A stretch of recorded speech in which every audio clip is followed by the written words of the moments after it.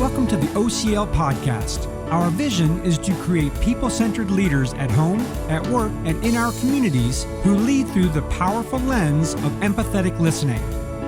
Our podcast will help refresh your skills and sharpen your tools as we do the important work of truly human leadership together. Hello and welcome to the Our Community Listens podcast. I'm Adam Solgett, and on this podcast, we're going to shake things up a little bit. We are extremely excited to share our first interview segment with the director of a business that is fully embracing truly human leadership. In the upcoming conversation, you will hear the director talk about how this helped the business, increase employee satisfaction, save her time, and bit by bit start changing the world.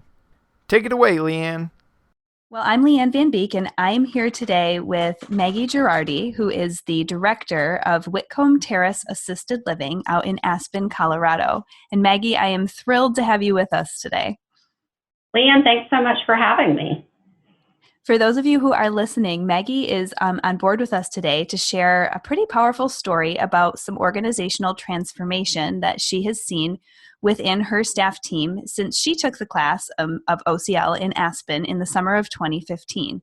She has about a 15-member staff team out at Whitcomb, and I've asked her if she would just share maybe briefly with us a little bit about Whitcomb so that the listeners have an understanding of that environment and that team dynamic. Absolutely. So we have a 15-resident assisted living community here in our resort town of Aspen, which in and of itself is unique. And as you said, Leanne, we have 15 different staff members who work here. Now, obviously, they don't all work here simultaneously, but since we are open 365 days a year, 24 hours a day, and caring for our residents, we need somebody here at all times, and we have different staff who perform different duties, from chefs to housekeepers to maintenance staff to activities planners and direct care providers and overnight care providers. So we always have several different people here meeting the residents' needs. I have to imagine, Maggie, that with a staff team that's working around the clock in a lot of specialty areas, that you probably have a different type of diversity there in terms of the types of employees who comprise your team. Absolutely. So we have men and women from different backgrounds, different skill sets, and, they work different shifts. So they're not always here together at the same time, and being able to really establish a culture and set forth, an expectation of what our mission and values and vision and communication style are here for our employees can be challenging when everyone doesn't get to see each other day in and day out. So Maggie, I'm really curious, what inspired you to take OCL yourself and go through that kind of 3-day class? And then what was motivating for you about having your entire team go through? Absolutely. So I had heard from various different members throughout our community here the wonderful things about this program and the things that they had experienced in their departments, in their workplaces, and just everyone was raving about this. And I said, I want to be a part of that. And I spoke with Brice, our local contact here, and I said, I definitely would love to be a part of this program. And I said, if at all possible, I would really love to have my entire team. Obviously, they couldn't participate all at the same time, but if we could have 2 people at each session, and it could take 6+ months, but if we could have everyone do that so that everyone heard and understood the same message, it was from a different expert, from someone other than right here in our workplace, but someone else who is providing this message. And then we continue to talk about it here at our home workplace and all the benefits it's providing, and really say, these skills that we've learned are part of who we're going to become. And it was really amazing, Leanne, to see each month as more people attended, more people were experiencing that enthusiasm and energy that I had heard from people in the community that made me want to participate in the first place. And so it was really beneficial here because the staff members couldn't wait to go and participate because they were hearing and they were seeing about this amazing transformation that each person had received. And so they couldn't help but share with their teammates, some of the ideas that they would be provided at the program. But, for them to be able to then really go and learn and experience them for themselves was truly amazing and truly a gift that the organization provided for us. Well, we are grateful to have people who are so inspired and keep sharing the message. And I think it's beautiful the way that you kind of approach that with your team, letting them go and really kind of start that ripple effect. And I'm fascinated that you had such a positive, I'm getting the picture of like just waves, right? Like every month, a new wave of people coming back and sharing more energy back into the organization. And just what a cool dynamic that must have been for you, even as the leader, to just be able to observe. Absolutely. I think so often, as I said before, with different shifts and different people coming from different backgrounds, so often communicating the message, of what new regulations we have to abide by or new policies or this, that, or the other. So often everything I'm bringing forth is informative. And even when I do bring things to our staff meetings, ideas for growth, it's still something that's coming from me. Mm-hmm. And to be able to give them something where they feel that they're having this gift of career growth for 3 full days outside of the workplace and from a different team of experts was in and of itself really amazing. And I've always said to all of them, you have to spend a large part of your life at work. And to not really be fully enjoying that, it's really not possible for people to go through life that way in, not really loving what they're doing. And particularly in our environment where it can be exhausting when you're spending 8+ hours of your day giving fully of yourself, your empathy, your compassion, physically, emotionally, giving to other people all day, every day, can be challenging. I am curious, it's a significant investment on your part, leading the organization, to pay people's time, to let them be gone for 3 days, to come up with the staff coverage. Can you talk a little bit about what specifically has inspired you to jump that hurdle? Because that's a real business cost for a lot of organizations. Absolutely. I really just think having that harmony and really having everyone receive the same message and be on the same page and really make, almost kind of a rededication to their commitment here and letting everyone know that, I've heard so many great things about this program. I'm going to go attend it first and let you all know what I think. And of course, I immediately bought in because there are so many gems that were given in this 3 days. And this is coming from a communication major in college and someone who I've been in this organization 17 years. And, with my position, attended many communication courses and how to deal with many different types of behaviors and challenges and, how to collaborate with others. This was different. It was on more of a personal level. And, the thought of, yes, 3 days, especially when we do have a small team and we do have to staff 24 hours a day, it was overwhelming to think, oh my goodness, how are we going to do this? But I said, we have to come up with a way, and you all have to trust me that this is worth it. And when you attend this banquet on the final evening, you will realize what an amazing benefit you have been given. And then when each of you attends this and you all have that common language, those common skills, so that even though we have someone who's in maintenance working with someone who's doing activities, or someone who's in the kitchen working with someone who's doing direct care, there's more of a sense of understanding of the differences in personalities and why someone might be doing something from one approach when you do it from another approach, and think, well, I just don't understand. Mm-hmm. This allows people to really understand that it's okay to have different strengths and personalities, and for us to do things in different ways, as long as we all still have that same mission and vision of providing the best care to our residents and making this the best home for them, as well as the second piece being having this be the best workplace for all of you.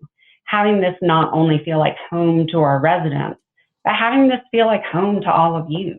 So I guess I'm also curious too, one of the things that I think we hear people ask about is, does this content really only work in one kind of culture, or is it something that actually can maybe to a certain extent transcend and help us to connect? And I'm wondering if you could even speak to how that maybe has played into with the diversity of your team. I think that building upon that commonality, that common language, those common skills, having people, really be able to understand, the different types of communication skills, and coming at things with a level of empathy and compassion and customer service, and that, that really transcends cultures and classes, if you want to say that. This could apply to anyone, and I think particularly for people coming from different backgrounds and different areas, if everyone could take these communication skills and apply them really throughout our entire community, and having that continue to grow, it would make it perhaps it sounds trite, but it really would make an amazing impact, not just on our small community here, as we already know it has, but in our larger Aspen community, in our town, seeing that down valley. And when I've even encountered speaking with people in the community, and they'll immediately say, "You attended OCL, didn't you?" And I'll say, "How did you know that?" And they said, "I can just tell by the way you communicate." And I'll say, that really is amazing. We share that commonality, don't we? And as more and more people attend to this, more and more people are understanding and sharing and applying those skills. And I think it really makes a positive impact. Oh, I love that story. And it actually segues into something else that I've been wanting to ask you about, it's kind of along the lines of, are you finding any kind of stories of things that are happening within your employee team? And I'll kind of preface this by saying, one thing I've noticed is that as my team has gotten more comfortable with the skills and really living it out day to day, it's not uncommon that someone will say like, "Hey, Leanne, I need to meet with you on Thursday. We need to have an effective confrontation." And, wow. and it's actually something that I've grown to love, because I think I know the intentionality that they have probably put into thinking about what they want that conversation to be like, and that they've taken time to probably stop and assess my tendencies, and they're going to come in with empathy. And it actually it takes all the tension right out of it for me. I actually look forward to the conversation and figuring out, like, what am I going to find out from them? But I'm just curious, as you think about kind of how the team is starting to interact, do you find that anything has kind of caught hold with them? Just, maybe stories that they share with each other, or certain parts of the content that just seem to have really helped your team as a whole? I think ultimately they have built a really strong rapport within our workplace, and really positive, true relationships with one another, and a real desire to understand and connect with each other with that empathy always in mind. And, as the director and working prior to this program, working with so many different people on different shifts with different backgrounds, and they didn't necessarily have those relationships. When there were conflicts before, they didn't necessarily feel as comfortable talking to one another directly when they encountered issues. So I was often playing a mediator role. Mm-hmm. And this program really empowered them to be able to problem solve independently together. So rather than kind of spending in my day with them, helping them know how to solve their interpersonal issues, they now will just be able to sit down with one another instead of coming to me saying, hey, could the 3 or 4 of us sit down together and talk this through? They will actually approach one another directly. And that has been an absolutely amazing transformation to see. If you see anyone else who's in the workplace in a leadership type role, I'm sure everyone would say, yes, a large portion of my time is spent, kind of trying to help field these interpersonal situations. And if those same people thought, what? You can actually not have to do that on a regular basis. People can solve those problems on their own. That in and of itself should make everyone want to be really running and taking this course. That is a huge, huge benefit that I think you're hitting on there. Both, for a true interpersonal, people-centered vision, but there's a very practical business perspective to that too, in terms of how much time can we spend on our actual day-to-day business as opposed to having to kind of sidebar and, step over and do that work. So I love that you're seeing that kind of environment really spread out throughout the team. And I think that will resonate with others who may be in leadership roles listening to the podcast, trying to think about how can this become something that is effective for them as well. Absolutely. So Maggie, I might want to kind of continue on that theme a little bit here of kind of the business perspective of this as well, because I think we all sort of intuitively grasp the people benefits to this. And we've talked a lot about the wholeness and the health that it's bringing to your employees individually and to the team and to the residents by default, getting to be in that environment. But I am curious, have you done anything to look at what your employee satisfaction has been like since everyone's been through the training, or your turnover rates, just anything along those lines that you think you've noticed a difference with that you think may be partially attributed to working with this program? Definitely. Our turnover rates are so low. I've been here 17 years, and the majority of our folks have been here at least 10. And, it was 3 years ago when we took this program, and we did have a few who might not have continued on. And I really believe that this program gave them the skills they needed to figure out how to become more satisfied in their workplace and with their coworkers. And when people come here, Leanne, in this long-term care industry, anyone who's experienced that with a loved one, and so many people these days have, one of the biggest things that people are fearful of when putting a loved one in an assisted living or a long-term care community is they'll say, I felt like it was impersonal. I felt like it was a warehouse. You never see the same people over and over. It's always someone different. And how can they know those unique nuances about my mom? And people literally will leave here with a, how do I get my mom in here tomorrow mentality when they see the kindness and compassion and empathy from our staff toward each other, toward the residents. And when they really hear about our non-existent turnover rate and the satisfaction of our staff. And we did have a survey actually probably 6 months ago, and it was 98% satisfaction rate. Wow. And that, right, it's amazing. Many places would have a goal of 70%, and if they reach that, then maybe the following year, maybe they'd say 73%. And for us to basically be starting after this program with a 98%, and we've maintained that every year. So this might be a little difficult for you to actually pinpoint. I know I'm possibly asking you to be intuitive here, but when you look at that 98% satisfaction rate, we obviously know a lot of factors can go into that, and probably the skeptics in us are saying, well, there's got to be other things you were doing at the same time. But intuitively, I guess, how much do you think, partnering with OCL was really what had the impact on that score?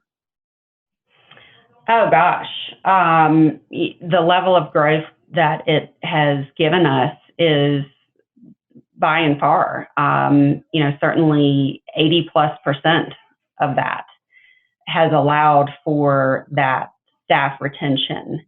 And, certainly from a business perspective, the amount of dollars saved in hiring and training has been dramatic. And I regularly get questions as to how do you do this? How do you do this? Particularly in an industry where people do get exhausted. Yes. And I said, my people have learned through OCL, my team has learned how to take care of one another and take care of themselves. And that is what makes the difference with employee satisfaction. Maggie, this is just amazing. I can only imagine how many people may be listening to this and taking notes, and how many people may be emailing me asking for your phone number or your email address to be able to reach out to you directly. So I really appreciate that. I'm wondering if there's anything that you would like to maybe share with, kind of the alumni audience at large, but particularly those who may be in leadership roles, leading a team of people, leading an entire organization. Just any thoughts or advice that you would have that might be unique to where you sit within your organization? I really think that what has added so much success to our system here and our how we've continued, having the OCL mindset here is the regular conversations about it. And anytime if we do hire on a new employee, that person goes through the program also so that they can be on the same page and really understand our culture here. And for everyone to be able to connect on that level and share that mindset, share the importance of the relationships that we have here we see it. We see it day in and day out in the amazing workplace that we have been able to create and sustain with the skills that we have received from the OCL program. And I would encourage any leader to, take this on and continue with the conversations and the training. OCL provides ongoing training to really keep up on those skills and hone those skills and take advantage of that and keep the conversation going and set forth the expectations that this is how we communicate in our culture, and for everyone to be, to have it really streamlined for everyone to know and understand and utilize these skills. You'll see the difference. Maggie, is there anything else that you would like to add before we close today? I would really love to take the opportunity, Leanne, to say thank you to this amazingly generous gift that Bob and Cynthia Chapman have given to my team and to the Aspen community here. It's beyond any other amazing communication training that anyone could receive. And to be able to give that simply from an altruistic vision is unheard of. And for Shara, Brice, and the other professors here in Aspen who are leading leading the way in really transforming our community. I just want to say thank you. You are making such a difference and such a positive impact in our community. And we are so grateful for what you have given us and the life here at work that you have given to my team and to my residents. Thank you for all you do from the bottom of my heart. You've just listened to the OCL podcast. Thank you for joining us. For additional resources and engagement opportunities, find us on Facebook at OCL Michigan Alumni or ourcommunitylistens.org.